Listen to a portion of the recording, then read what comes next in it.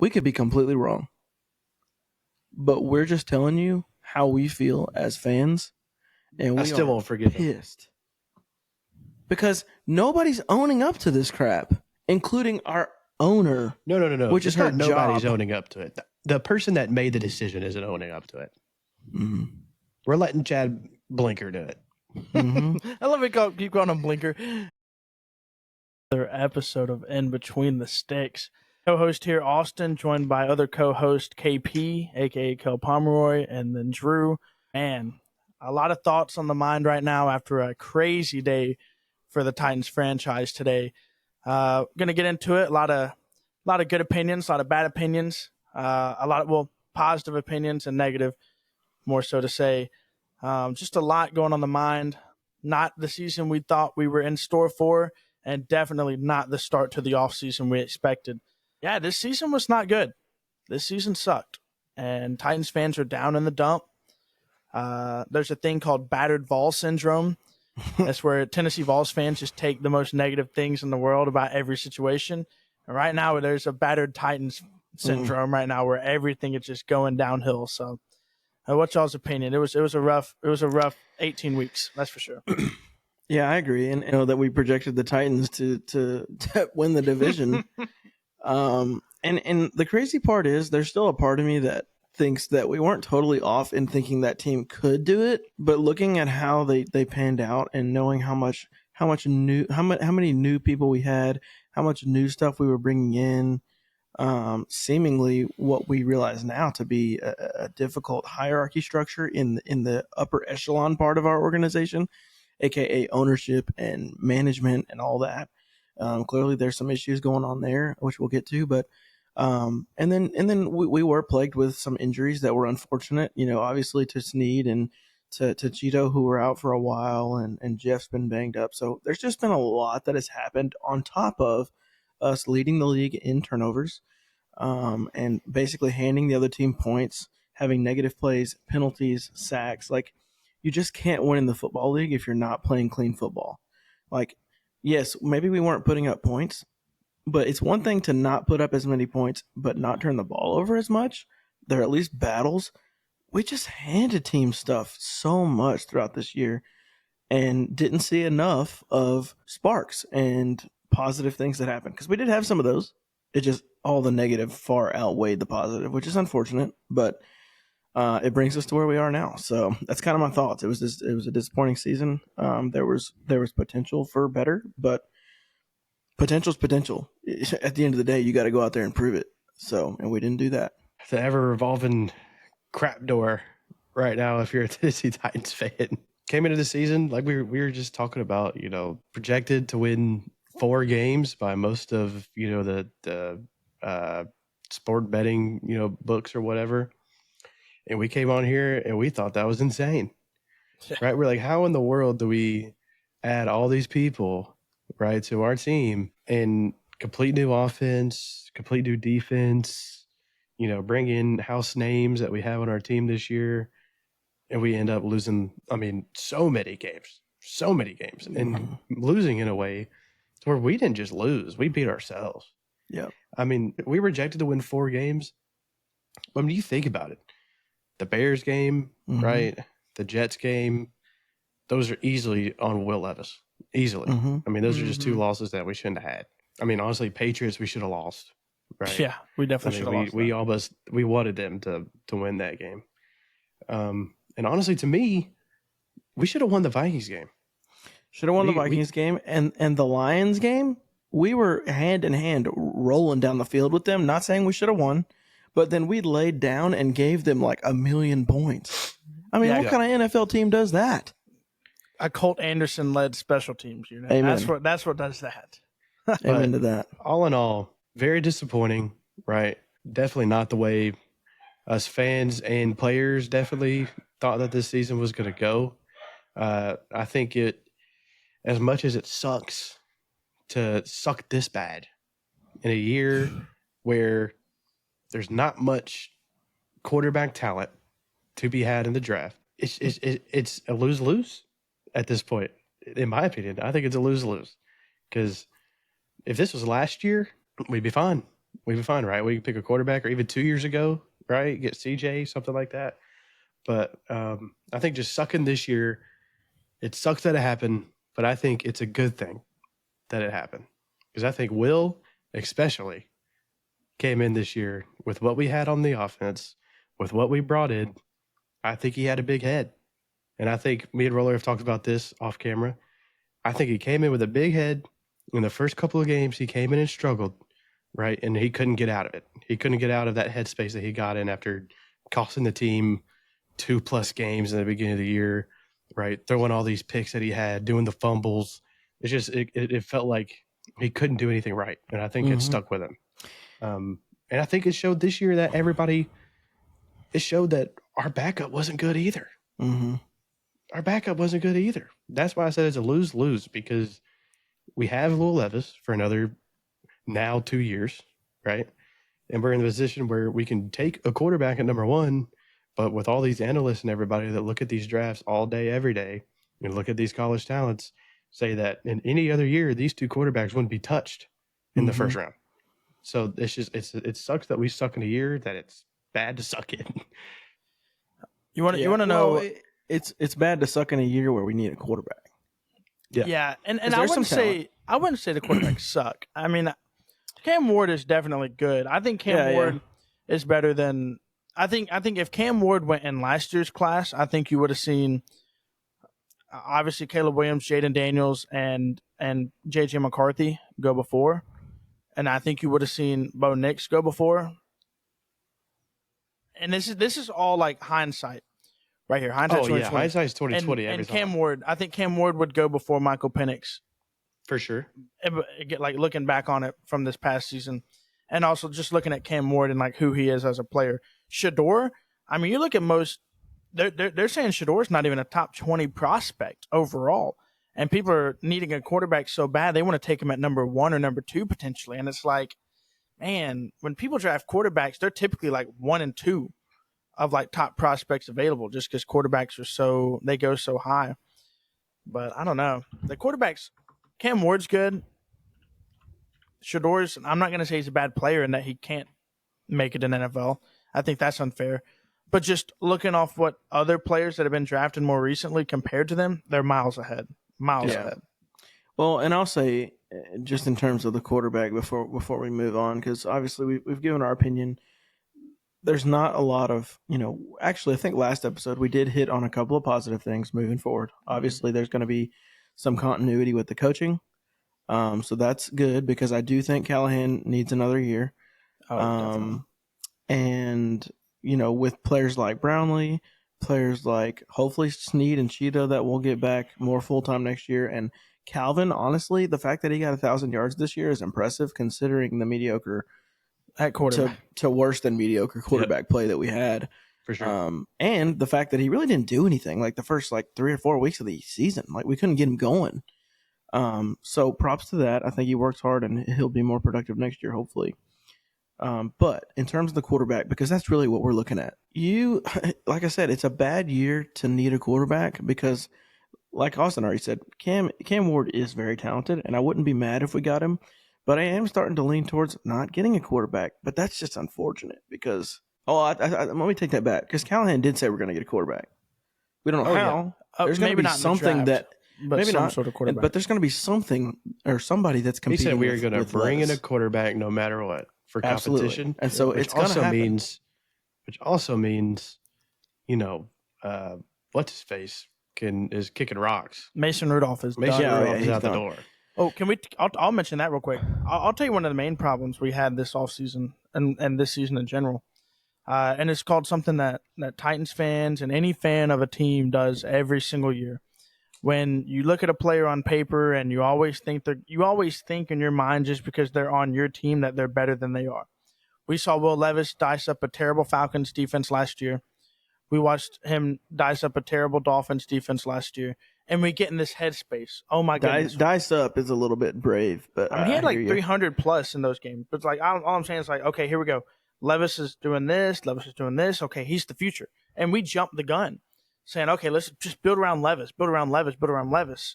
And then it's like, okay, well, we don't have to touch right tackle. NPF looked great as a rookie. had the gambling and injury last year. He's going to come back and be good. Don't touch right tackle. Jeez.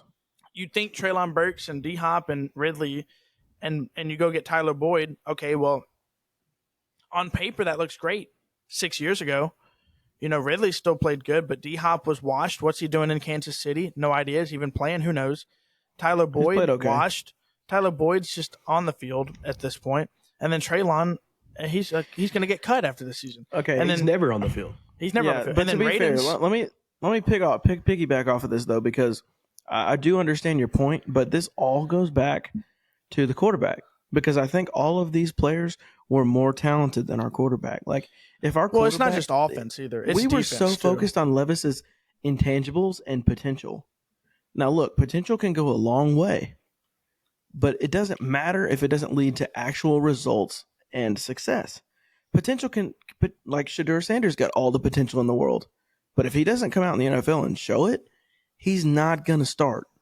Your lifespan in the NFL as a quarterback is very short unless you are successful and progress rapidly. And that did not happen, and it is not happening with Levis, and that's why I don't think he's going to start next year. I don't think he's going to be the starter. I don't know if that means we're drafting a quarterback or if it means we're signing one in preseason or in free agency, but I don't think Will Levis starts game one next year. So, but I'm just saying, I think his mediocre play led to us believing that Tyler Boyd's not that good. That's not true. He's been completely productive. Man, but it's different. Maybe though, he's fallen off a little bit. He fell off not a but little his bit. Production, he fell off a lot. His production is not going to just fall off that much. Well, there's a difference when your number 1 and 2 go from Jamar Chase and T. Higgins to Calvin Ridley and Nick Westbrook-Ikine. It just does. I'm sorry, but like when you're playing the Bengals and Tyler Boyd's there, who are you looking at? Because I tell you, you're not looking at Tyler Boyd. You're looking to double team Jamar Chase, and you're going to try to double team T. Higgins on plays too. So it's like Tyler Boyd was just the scapegoat for Burrow when everyone else is the focus point. I don't know. My point was getting to this. I think Drew is right. Levis got a big head. Levis kind of got handed the keys to the franchise without even proving anything. Yeah. And so there was no quarterback competition this offseason.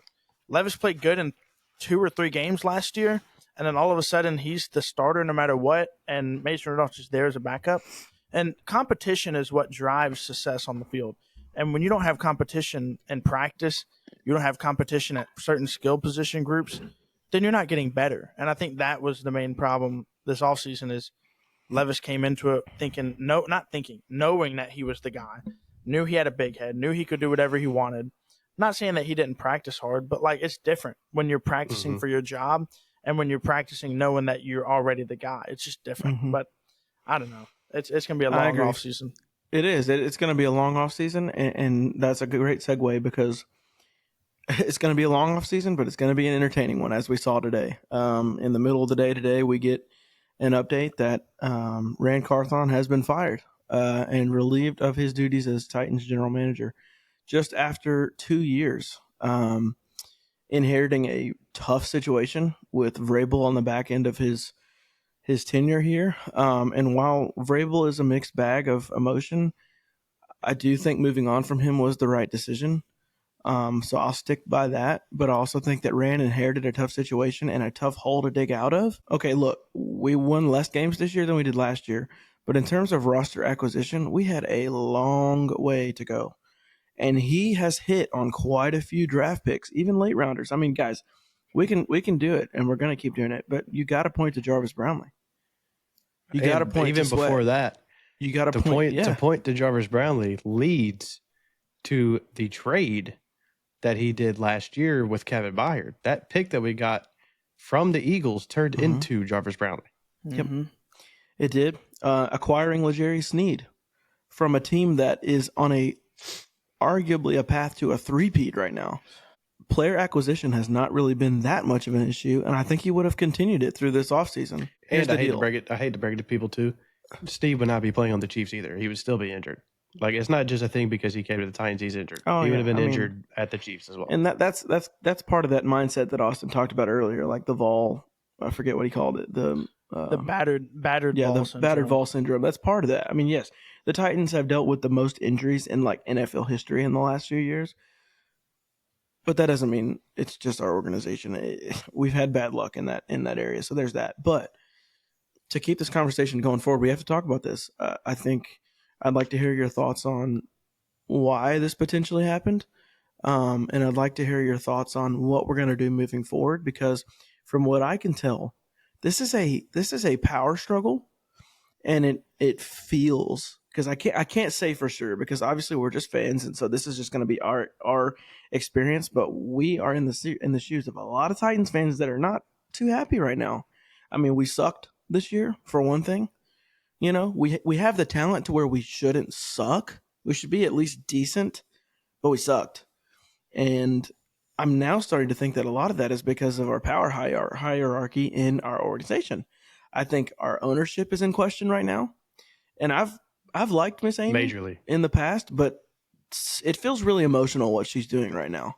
I understand wanting to win, but at some point there has to be some time allowed for people to do their jobs. And it felt like Ran was doing his. Just doing it. He was excelling. If you sit down excelling, and you look everyone at paper outside the league that knows him says the same thing. Right. It shows in 2 seasons, Ran has signed / drafted, right, 2 1,000-yard receivers in D-Hop and Calvert-Early. Which Granted, I don't believe we had very many at all before AJ. Yes. And granted, say what you want to say about the extra game now in the season. Does it really matter that much anymore? Whatever, right? You have 2 1,000-yard receivers, one of which being D-Hop, who we then traded for draft capital, which is good in and of itself because he's about to walk for free at the end of this year anyway. Mm-hmm. He was not staying in Tennessee, right? So we have He may Calvert-Ridley retire bring if him they in. win, to be honest. Yeah. So we bring in Tony Pollard, who ended up being a 1,000-yard rusher. One of our best players. Exactly. You have 3 quality offensive linemen in 2023 and drafting Skoronski, right?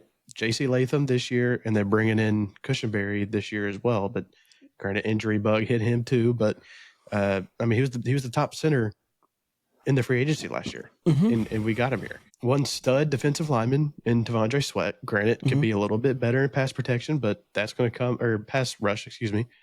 But that's going to come, over time. And let's not forget, Ran also extended Jeff last year too with his contract. And in my opinion, a steal of a draft that we just mentioned in Jarvis Brownlee Jr. Absolutely. I mean, this man plays like a younger version of L'Jarius Sneed. I mean, he is in your face, pressing you. Yeah, he's going to get beat over the top a couple times, but he's confident. Yeah, he's confident. He's good. And it shows here, and if Sneed comes back healthy, then you have a lockdown cornerback 1 plus Cheeto and Cheeto quarterback 2. like who's good. And mind you, also that's not even mentioning a good depth piece in Sebastian Joseph Day. That's not even that's not including didn't he draft Tajay? I'm about to run that. I have this pulled up here. His first draft, and say what you want, right? His first draft, kind of mostly from the terms of production, has been a miss, I would say, overall, because you have Skoronski there at the first pick, or the 11th pick, excuse me, our first round pick. Which is turning out well, as he's still getting better. People, if you're a casual, you're going to sit there and say Skoronski didn't have a good year this year. Bull. Right? If you go look at his stats in pass blocking and run blocking, they took a significant jump from where they were last year, right? Obviously drafting Will Levis hurts, right? And we traded away a 3rd rounder that year as well to get up into the 2nd round. And then we draft Tajay Spears, who you can have your opinion on, right? If he's good or if he was a miss, because to me, this year is kind of concerning, right? We came into this year thinking he's going to be a heavy part of the offense with him and Tony Pollard, right? And then he has 2 concussions in the span of 1 year. Yeah, I think for him, it was the lack of luck with the injury bug that kept him out, because Callahan before the season was letting us know how dynamic our running backs were. Yeah. And I still believe that. I do too. But he can't split it 50-50 when Tajay's not healthy. Yes. So that is unfortunate, and he did play well the last couple of weeks here when Tony was banged up a little bit. But yes, I'm gonna say, me personally, I do think that was more of a hit than a miss. I mean, I hate to say it's a miss just because he's had an injury bug, because he did have a very good first year behind Derrick Henry. And then we have Josh Wiley right after that in the 5th round. Say what you want about that. He's been disappointing. The talent's there, but I don't think we've used him very well. But he's also not. I mean, Chig played better than him for the second half of the season, way better. And then he rounded out with Jalen Duncan and Colton Dowell for your last 2 picks. Which obviously are misses. But in those later picks, those aren't 95% of the time, those guys aren't going to be.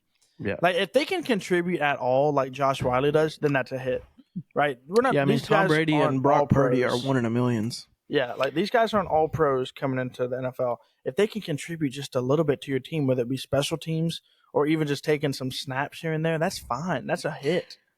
And Drew, pull up this year's draft, because that draft class is doing that. Yep, we have obviously J.C. Latham, 1st round. Going to be a stud. And, like that pick, obviously he wanted Joe Alt, but he's going through rookie ups and downs. Exactly. And he's going against some dogs this year. Yeah, with the NFL is an edge pass rusher league. That's what they pay the big bucks for. Which is why you see that we barely have any sacks on the season. Mm-hmm. Yeah, shout out. Yeah, because all of our pressure is coming from the interior. Yeah. So speaking of round 2, T'Vondre Sweat, dog, stud, right? Stud. Like I said earlier, I want to see him get a lot better in pass rush. I feel like after watching a lot of the film back that I've been watching, we barely do any kind of stunts and whatnot up front with our 2 interior guys. We kind of just, especially Harold Landry on the edge too, we kind of just look like one-trick ponies. We're either going to bully rush you, or our edge guys are just going to try to beat you with speed. And that's why we didn't have a lot of sacks. So he's not too worried about stunts. I know, but I just think you got to change that up. Sweat's never going to be a pass rushing guy. He's too big. He is specifically there. He's a pressure Jeffrey Simmons. That's what Jeff Simmons to take up blockers, to create interior pressure, and to be a run stuffer. I mean, that's what he is. It. But here's the thing though. What can't happen is what happened all year this year. And you got Sweat and Simmons eating double teams, and then Harold Landry and Arden Key both single blocks out there and not beating ever. One trick pony. Never win it. Yeah, it's bad. It's awful. And then obviously we have Cedric Gray in the 4th round. Didn't really play at all because of that injury. Neck injury. We'll see more of him next year. That's a question mark. You can't say hit or miss yet because the neck injury's serious. So let him kind of get that figured out before we just throw him out there. So. But preliminarily, I liked the value of that pick at the time. So hopefully that pans out a little bit more. He seems like a really good linebacker coming out. I mean, everybody kind of praised that pick for us when we made it. And then we turn around earlier, like we mentioned, Jarvis Brownlee Jr., in my opinion, still the draft, absolute dog. I'm interested to see what we do with McCreary, because this year is technically his year where we can extend him. Yeah. Right. So I'm interested to see what we do with that now that we do have Jarvis Brownlee Jr. I'm hoping we extend McCreary. I think he's decent enough. I mean, he didn't really have that many wow plays like he's had in the past couple of years, but and then Jaquan Jackson, I mean, it's a 6th round pick. It was fun while it lasted. We thought there was some potential there. It just didn't pan out. Trash. Miss. You can mark it up. Miss. James Williams in the 7th. I mean, I feel like I barely saw him on the field. Potential though, that's the thing though. Is these late round picks, he played special teams. Him and Harold did play a lot of special teams. Yeah, the Jalen Harold around it. And that's all you can ask for. That's a hit right there. If he can come in and play and start on special teams as a 7th rounder. Oh yeah, anything past the 5th round, if you can get some decent production from them in the special teams, I'll take it. Hit. Yeah. You're looking for value there. I mean, you're not always you're not going to get lucky enough to find your Tom Brady or your Brock Purdy or whatever the case. Aaron Donald ain't popping out of the 6th round. No. It's just not happening. So, and to answer your question about the emotion part of it, right? This is a statement from Amy Adams Strunk. I'll put it on the screen here. And it says, "I've loved the time that I've spent with Ran. He's a talented football mind, a great man, and a friend to everyone along his path," right?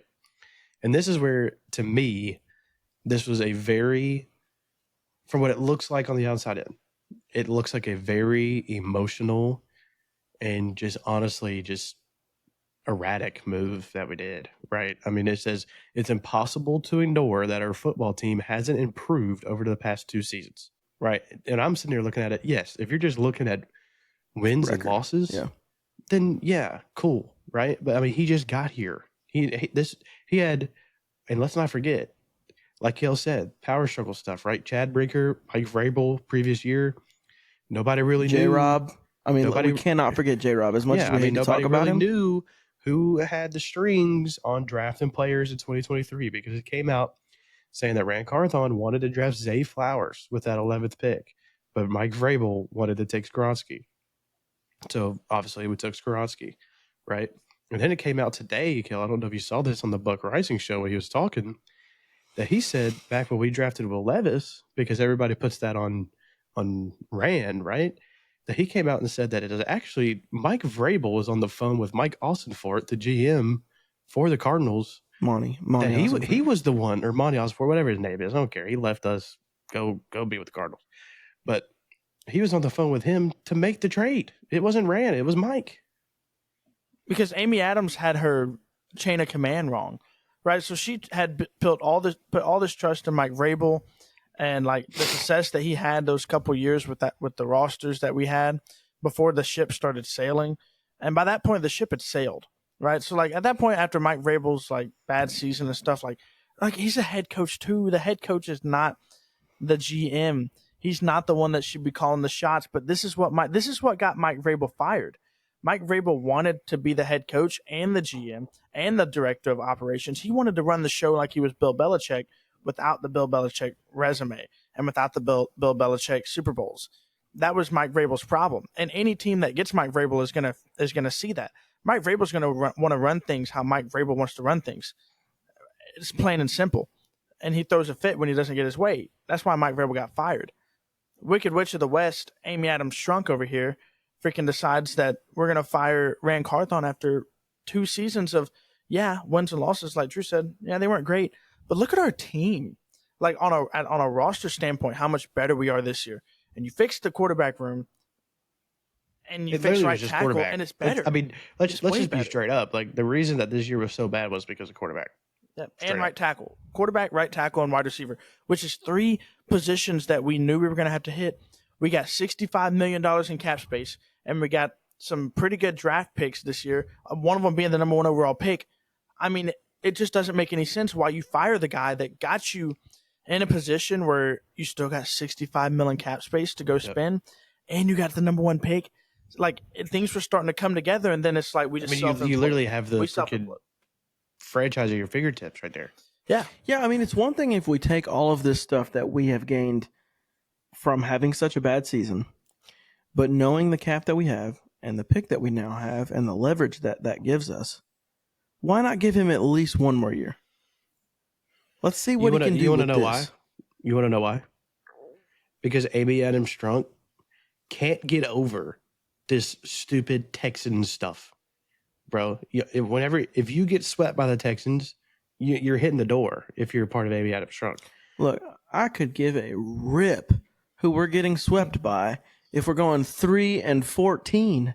What does it matter if we would have went 6-11? We wouldn't have been in the playoffs. It's corrupt thinking. That's the problem. It's a corrupt way to think. I don't care about the Texans. I want to go to the playoffs. If we had a bigger market, I would understand it. It's like if we were a bigger Titans market fan. team like the Giants, the fact that the Giants aren't firing their GM and their head coach is crazy. Is insane. Here's the problem. Amy Adams Shrunk and your average Tennessee Titans fan, Joe Schmo, that checks the freaking TikTok or Instagram every 2 days and just looks at the final score. What they don't realize is that, 1, this is a very window-driven league. You hit your window when the window's open. You hit it when it's not open. But they'll sit here and tell you straight up, Will Levis was awful this year. He's terrible. Him and Mason Rudolph, let me finish. Him and Mason Rudolph are a bottom 2, the worst quarterback duo in the league. They're terrible. 31 and 32nd ranked quarterback right there. They're awful. Yes, we had right tackle and right guard were awful all season. Okay, cool. When Lloyd Cushenberry got hurt in week 7, week 8, worst center in the league right there, Brunskill. Okay, DeAndre Hopkins wasn't the same. Treylon Burks was awful. Tyler Boyd was not the same. And we got Nick Westbrook-Ikine, who was pretty good at times, and then no one else. And then Calvin Ridley, obviously. And so they're sitting here visibly admitting to you that the roster is not good. Do you see the problem here? They're sitting here admitting to you that the roster is not good. The players that we expected to be good did not perform. The players we expected to be good were awful. But they still expected us to win games. Do you see how that doesn't make sense? Yep. That's the problem. You sit here and you admit that the team sucked. Will Levis sucked. You didn't have a quarterback. But then you still expect us to go out there and win games on Sunday in the NFL. This isn't college football. It doesn't make sense. It doesn't add up. That's the most contradicting thing I'm hearing all over social media. And especially like from Amy Adams is sitting here 2 years ago saying, this is going to be a rebuild. I'm on board with Ran Carthon's multi-year rebuild of this team, and then we fire him. Oh, brother, I have what she said last year. He signed an extension last season. Like, how does that make any sense? How does it make any sense? I have what she said.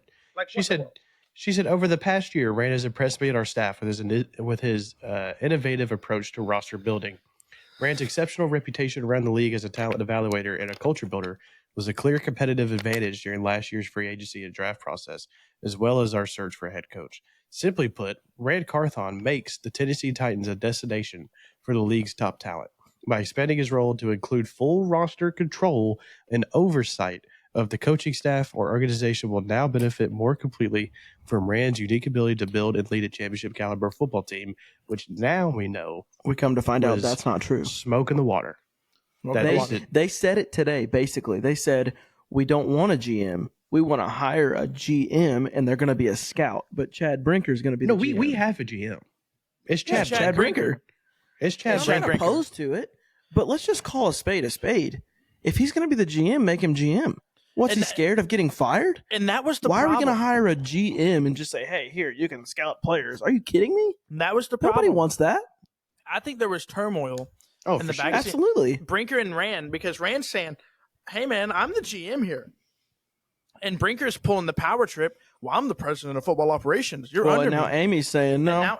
Chad's the guy. Yeah, and Amy's backing Chad. Like, I think there's a little bit of tension there. There's not a little bit. There's tension there, and maybe behind closed doors, maybe Ran was getting a little tired of it, right? Of always getting stepped over by Chad Brinker. Amy Adams always taking Chad's side, and maybe he was wanting out a little bit here. I don't know. I'm not gonna be the one that says that, but maybe there's some stuff we're not seeing here. And look, there are rumors that have come out today and previously before a little bit, but I'm just seeing a lot of this stuff today that Buck said and all this other stuff, that there was a lazy streak in Ran, and I can't speak to that. We can say what we believe about the picks that he's made. It feels so random and emotional, and like I realize that we had a losing season, and I realize we want to get back on track, but it feels like you're making things more dramatic and you're making things more difficult right before a very, very crucial time in this franchise where you have big decisions to make in terms of free agency with all the cap money that we have, and with the number 1 draft pick. We got leverage. And yeah, we had a good pick last year, but you don't get the number 1 pick every year. And right now, like, it just seems like a rash decision. We don't really know what's going on. We have 2 picks in the top 100. Yes, and we don't really know what's going on. But it doesn't look good. I'll tell you that much. We Titans fans have always been mad about not getting national attention. We are now. Yeah. Let's get into this, right? So, not in a good way. So Chad Brinker is GM without having the title of GM. Mm-hmm. Right. He's the head of presidential football operations. Basically, everything's going to go through him. He has the final say-so over the 53-man roster. I mean, this basically sounds like everything that Mike Vrabel wanted. Without being the head coach. He is Mike Vrabel minus the head coach, basically. Right. You tell me what GM, assistant GM, whatever you want to call it, that is not here currently, that is potentially wanting to come here. I can't tell you one. And also, it's because it's not going to be a GM. That's what I'm saying. Why would I go to a place to be the GM when I won't really have any say-so in what in the world goes on? Mm-hmm. Right? I mean, and especially like experienced GMs that are looking for a new GM job. Because Chad Brinker made a statement on. Yeah, so shout out Easton Freeze from A to Z Sports. He put out an article earlier today. And like we said, there's a couple of things going around rumor mill that Ran was kind of lazy, that most of the, scouts and everybody after games would eat and then they go ahead and break down film and try to get ready for, Monday's film breakdown. And what would Ran do? He'd go and take a nap, supposedly. I don't give a crap what he did. if he's drafting good talent and Exactly. building up our roster, who gives a crap if he's watching? He's not the head coach. What's he watching film for? Exactly. It's the middle of the And Who then- cares? And then, there's rumor that, he obviously went to Will Levis's pro day with Mike, but left a little early. Didn't stay the full time. And some other things. But Because he didn't want to draft him. Like, I mean, what the? Hello. Like, see, this is the problem. Well, yeah, it's coming out that, Ran Carthon really didn't want to draft Will Levis. Well, yeah, Ran Carthon left Will Levis's tryouts and stuff early. Yeah, no crap, pal. He didn't want to draft him. So why would he stay if he knows he doesn't want to draft a guy? I mean, hello? In this article, though, it comes out and it says Chad Brinker, who will functionally be the Tennessee Titans general manager without actually having the title, used some interesting wording in his release describing who they're looking for to do a better job that Ran Carthon did. This made me so mad. And in his quotes, he said, "We are looking for somebody that wakes up every single day and the only thing that they think about is building a roster." So what was Ran doing? Oh my gosh. Oh, Right? he described We're Ran. screwed. We're screwed. And another one, right? We're At screwed. the end of the day, We're actually screwed. this person is going to be all ball all day. But see, oh my god. That's what Ran talked about, and that's why we hired Ran. This is Tic Tac said it best. So it sounds like the person that we're trying to hire is the exact person that we just let go of. Yep.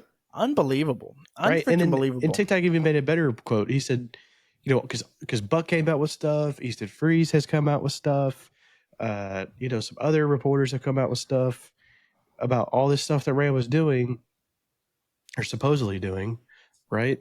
And Tic Tac was like, he was like, it's kind of funny that all of our beat reporters and everybody on the team is tweeting out all this stuff that Ran Carthon did, acting like the fans and everybody else knew that it was a common thing. Like, this is the first time we're hearing about it. And it's just because he just got And out I the saw building. today, I saw just a few minutes ago where it looks like he's kind of been needing, Amy was apparently wanting him on the out since like October. I mean, I believe it. I don't know, bro. Look, This franchise Honestly, is a dumpster how much do fire you right think? now. How much do you truly think us building this new stadium plays a part in what happened? No, I don't think so. Let me tell you this. This is one of my concluding thoughts here, and I know we'll have a few more things to say, but like my biggest takeaway from this right now is Chad Brinker, you better bring your freaking A game right now because the pressure's on you now. Like No, not everybody's even talking him. about how you're Not- the not- guy. Chad is- I think Chad is untouchable in Amy's eyes. Because you got to think, he came in last year or 2 years ago. If we whatever it keep was. losing, he ain't going to be. Amy I will listen to promise the you, fans. bro. I'll tell you that much because they're going to be burning that Hey, place did down. you see that stadium the last 3 weeks we played there? There was not a Yeah, soul there's in there. nobody in there. Brother, I Nobody. think Chad Brinker's a snake in the grass. Straight up. I think he's a snake in the It grass. probably is. And he came in for Look, being I don't this, care if he's good or not. He being just this better prove it analytical if they guy think because that him much and of him. Ran got hired at the same time. They Mhm. got hired at the same time. And I think Chad has sat there and ran his mouth to Amy about what he thinks that we should be doing with the team. And Rand has a completely different idea of what we want to do with the team. And Rand has built all these pieces coming in, draft, free agency, whatever they are. And he's put all this stuff in. And Chad's probably sitting there saying, "Hey, Amy, look at all this stuff that we have, but look at our total win record." And he's the analytical guy, bro. I guarantee you, this dude is going to come in and he's going to want to moneyball this thing, bro.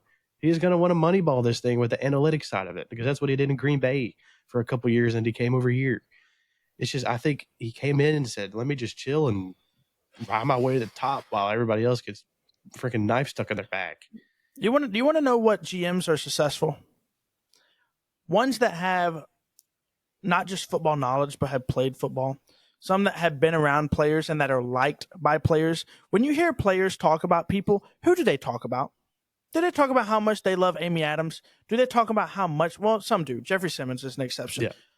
Do they say, "Oh, I just love Chad Brinker. Chad Brinker's my guy. He makes me want to get up and play some football." No, They talk about They the say, connection "I they freaking have with love Ran Ran Carthon." Carthon. you want to? Hey, Amy Adams, newsflash, pal. Calvin Ridley doesn't come here if it's not for Rand. let's Legarius go Sneed back. doesn't come here if it's not for Rand. Absolutely. Guess what? Sweat, Latham, Jarvis Brownlee, all these dudes aren't Cushenberry Tennessee didn't Titans. come if we didn't get Bill Cushenberry Callahan. ain't coming. Let's go if it ain't back Callahan. and look at Mind a you, Tennessee legend. hello. NFL Hall of Famer, one of the best quarterbacks to ever walk this planet, gave his word that Rand was the man. And that because was he Peyton Manning. is. He freaking is, man. Because He played everybody with him. He knows ball. Everybody You on the can't- outside looks at him and sees that he's that dude. People Absolutely. love him. People respect. They love him. They respect him. He's a very stand-up person. People came here because Ran. Imagine Brian Callahan right now. Callahan was handpicked. He was handpicked by Ran, and then this plan that him and Ran have been building that Amy Adams approved of is all out the window now. Brian might be fired too because this new GM that we're going to bring in, GM, is going to want to bring in whoever the heck he wants to bring in a head coach. No, it So, ain't. That's this not is a going to good work because point, Chad's going to be in charge of that. No, Roller, that's a good point because if you look at it, this is why earlier in the show I said we're in an evolving door of crap right now, right? Because Revolving. You're trying to say revolving door. yes, whatever. We have J. Rob, Mike Vrabel, right? Jesus Christ. Sat there, coincided for a little while, right? J. Rob makes the trade, the inevitable AJ Brown trade. You know, Mike Vrabel didn't want to do it. We saw those started colliding.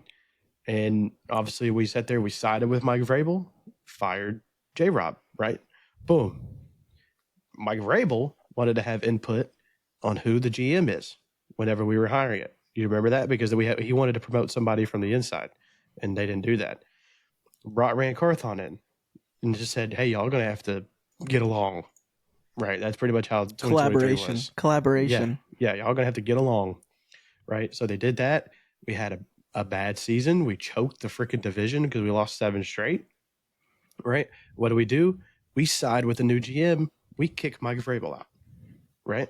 All of a sudden, Ran wants to have input on who we bring in for the head coach. Correct. Do all this kind of stuff. Boom. Here comes Callahan. Why do I say revolving door? Oh, bad season. What do? We sided with the head coach and we kicked the GM out. So now we're just going to bring another GM back in. And I guarantee you, if we don't win more than probably like 6 or 7 games, Callahan's immediately on the hot seat. he's We pull out. gone. He's And it's already going on to the be hot seat. another revolving door of GM being here and head coach going to get hired that they don't want. And they're going to have to collaborate. And guess what? If we pick somebody with that top pick, or if we trade back and pick a top talent guy and he doesn't work out, you know who they're going to blame? Callahan. Callahan. And it's going to be fine. Do you want to hear the problem? You want to hear the problem right now? I'll tell you the problem. Amy Adams doesn't have a clue what's going on. She sticks her nose and she puts her foot down in the worst possible times. 3 years ago, Mike Vrabel wants A.J. Brown back. The whole state of Tennessee wants A.J. Brown back. Heck, you could have put up a GoFundMe page, and the whole state of Tennessee would have paid for A.J. Brown's They would have put up more money than they did for 10-year this new contract. stadium. We would have given A.J. He Brown would have been the highest paid receiver in the we would have league. given A.J. Brown $80 million a year to stay on this dang team. But let me tell you something. Amy Adams sits there and says, I want A.J. Brown. You pay A.J. Brown, John Robinson, you listen to me right now. You pay A.J. Brown whatever the heck he wants to keep him on this team. Why the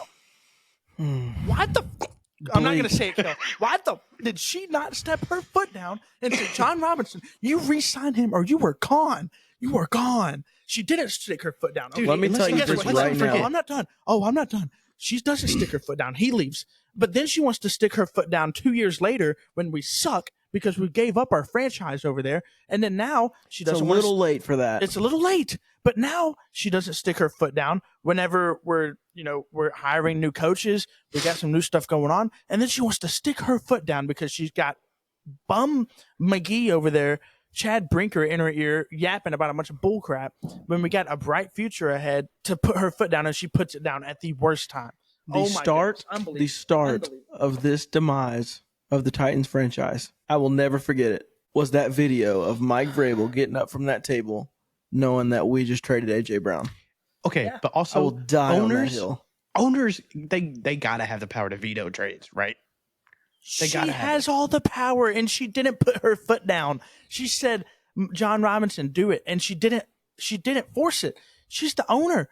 What she says goes. Why do you think Jerry Jones is the owner and GM? He's not. He has an assistant GM, whatever. That mother freaker don't matter. Jerry Jones is going to step all over him whenever he wants to make a move. It don't matter. But like Now, Jerry Jones is just bad at his job now. he's just okay? bad at his That's- job now. He's old. He's seeing things. Okay. He sees Casper in his room every night. Okay. Oh, Lord, he's saying more than that. He's seeing a lot more than that. But Amy Adams just doesn't. She doesn't know what's going on. And I'm not saying that I'm not gonna be that guy. Look, if we I'm end not gonna up be turning this that around guy. and winning, I will gladly admit that I'm wrong. I'm not gonna be that guy. But she doesn't pay attention to what's happening clearly, and she sticks her foot and her nose into the wrong situations at the wrong time. Like how?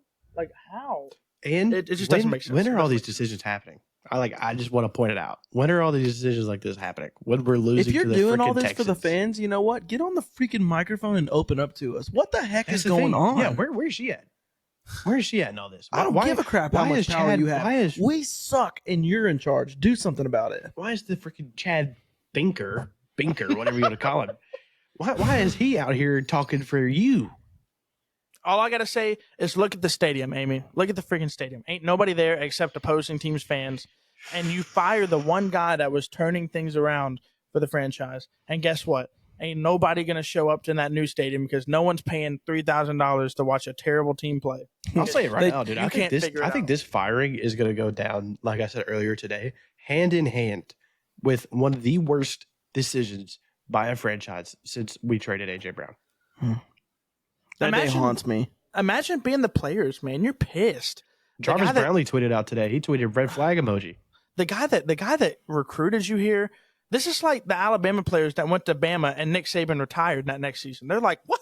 What about me, man? I came here because of you. So half these players on this roster are here because of Ran Carthon, and you just fired the guy that they looked up to, the guy they respected, and they're the only reason they're here. They don't care about you, Amy. They don't care about you, Chad, whatever the crap your name is. They don't care about you. They were here for one guy. They're not here for a first-year head coach with no head coaching experience. Like, they're here for one dude and one dude only, and you got rid of the one dude. So, like, split locker room. You're going to have the leaders like Jeffrey Simmons that doesn't care. He's a Titan all the way through, no matter who's at the front. And then you're going to have everyone else that's just going to be like, whatever. And we're going to waste Jeffrey Simmons' talent. Yeah. Brother, I wouldn't. If he's playing for a terrible team. Hey, brother. Can't lie. If we have a bad year next year, trade him. Oh, yeah. You're going to have to get something out of him. That's a win-win for him and for us. I'm not going to lie. After the year he had this year, after the year he had this year, I don't even think you could get a second for him. Now, granted, he was hurt. He was hurt for a lot of this year. He's playing banged up. He was hurt. But he's like 50% maybe. Yeah. He was playing. I think we need... Because we had no one else. Bro had a brace on every body part on him. This was just a vent because that's where we are right now. It's a dumpster fire. Unbelievable.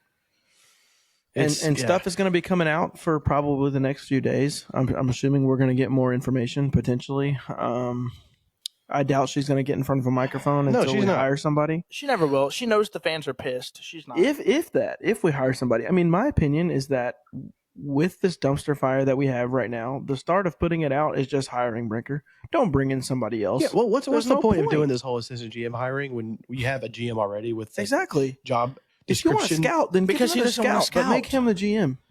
Chad Brinker wants to make all the decisions and be the GM without being the GM. The GM's got to travel. He's got to go watch college. He's got to go to the NFL Pro Days. He's got to go to the You know what that sounds like to me? You know what that sounds like? You're freaking lazy. You want to know who he is? You want to know who he is? Ran is. What's the name of the guy that Jonah Hill plays in Moneyball that sits behind a computer and does numbers all day? That's what I'm saying. I think that's you can Moneyball this, dude. That's who he is. He thinks he's going to sit there and look at numbers all day. He's going to sit there and look at numbers and not go assess talent. It's like freaking Trouble with the Curve. You remember that movie where the old man who'd been around the game, he played in the game, he's scout for years, he knows how to evaluate talent. He's saying this motherfucker can't hit the dang curveball, and you got freaking toothless freaking Tommy over here Eastwood, baby. saying, oh, well, I'm telling you, this dude smashes balls, man. He's hit 80 home runs this year. Gets up there, can't hit a curveball, bust. Terrible pick. But because you don't go watch him play, Chad Brinker wants to be that guy. He wants to sit in his office, make the picks, make the calls, and not get out the freaking office. See ya. Gone. Yeah. And don't give me all this BS about wanting to do what's best for the organization and for the fans. Because if you were, we wouldn't have traded AJ Brown. You wouldn't have allowed that to happen. You would have figured something else out, and we would have been in a much better situation than we are now. So don't go blaming somebody else when it's your fault. Yep. And the good news is, that's what they're doing right now. And it's hard to sit here and say that there's good news, right? But you look at, for instance, the Colts, right? They're keeping their GM and head coach, which I don't think Steichen is a bad head coach. I think he just got a terrible quarterback with him as well. Yeah, I think Jim Irsay is an idiot. Yeah, their GM. Well, they're forcing him to play Richardson. No, I think he's their owner. They're forcing him to play Richardson because they drafted him so high. Well, the GM has been there for 10 years, right? They haven't won the division since he's been there. And I think they maybe have one playoff win, and that's it. And the Jags are a dumpster fire too. I mean, the Texans are going to run the division for the next thank few God for the years. Texans in our division because, wow, brother, it looks terrible down here. I mean, we look like we shouldn't eat. We We might as well look just, we were in the beginning of the year. I said it. I remember I said it. the Colts and Jags and Titans might as well just go to the XFL or AFC something. South was going to be the most competitive division of football. Jesus. And it Boy, ended up were we being wrong. the Broncos division, right? Yeah. Or is that? No, Yeah. not even then. The freaking North, man. Oh yeah, the Yeah. freaking Patriot or the Steelers, Ravens Ravens, and Steelers. Bengals. Yeah, Jesus. Yeah. Yeah, Imagine playing there. We're 0-18. And you got a team. You got a team with the arguably who should be the MVP that's not even in the freaking playoffs. And to round it out, I mean, I think Easton Freeze said itself, right? Like we mentioned it before the show. I think obviously right now it's a crap show, but the way you get out of all of this is you have to hit on a quarterback, whether that's free agency, whether that's draft. If you get a quarterback and you win games, all of this You're gonna put goes butts in on the back seats. burner, Absolutely. right? But what I don't want to happen is if that does happen, whether we do free agency or draft, I don't want Chad hit 4 blinkers to get the freaking credit for it. Okay? I don't want that to happen. They better be like, hey, Rand built this freaking team. Okay. I can't believe that they have the audacity to say for the fans. If you're for the fans, Ran Carthon's still the GM. One of our best friends has Ran Carthon as his Xbox profile pic because Ran Carthon is so loved by the Tennessee Titans fan base and the team. Like And he this was franchise, Batman. He was this Batman. franchise looks like a joke because the ovation and what we gave him when he first was brought to Nashville, they made it look like he was the second coming of Oh, yeah. Christ. He was. And now he's fired after 2 seasons because because of something that the higher up in our organization doesn't want to take blame for.